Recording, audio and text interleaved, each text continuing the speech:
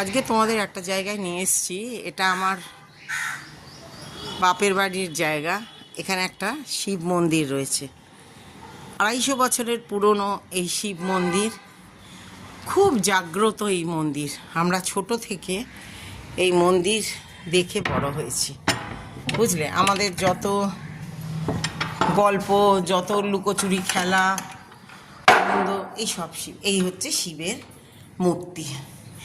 এই হচ্ছে বুড়ো বাবা, ভীষণ জাগ্রত বাবা।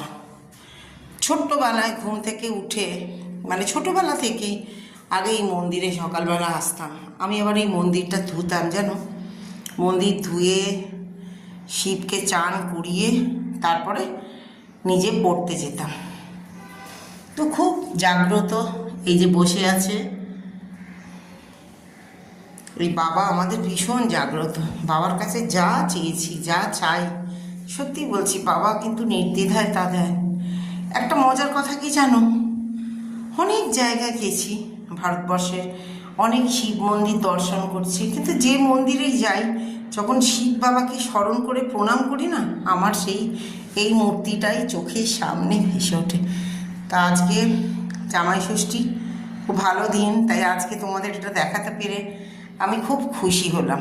দাঁড়াও, এবার আমি একটু চারপাশটা দেখিয়ে নিই। এখন তো ফ্ল্যাট হয়ে গেছে, আগে বেল গাছ ছিল এখানে, এখনও গাছপালা কিছু আছে, কিন্তু বেল গাছটাকে কাটতে হয়েছে। তার কারণ মন্দিরের একদম গায়ে ছিল, যেটা ঠিক ছিল না, মন্দিরটাকে একটু ড্যামেজ করছিল হয়তোবা। সেই জন্য এই যে দুটো দরজা, যখন শিবরাত্রি হয়, কোনো পুজো হয় বিশেষ, তখন এই দুটো দরজাই খোলা হয়, অর্থাৎ ভক্তরা একটা দিয়ে ঢোকে আর একটা দিয়ে বেরিয়ে যায়। মোটামুটি আমাদের এইখানকার এলাকার সবাই এই শিব বাবার কাছে আসে, প্রার্থনা করে, বাবাকে পুজো দেয়। তাই আজকে তোমাদের সঙ্গে আমি এটা শেয়ার করলাম। ঠিক আছে, একবার প্রণাম করে নাও। জয় বুড়ো বাবা। সবাই বুড়ো বাবা বলেই ডাকে, ঠিক আছে। জয় বাবা।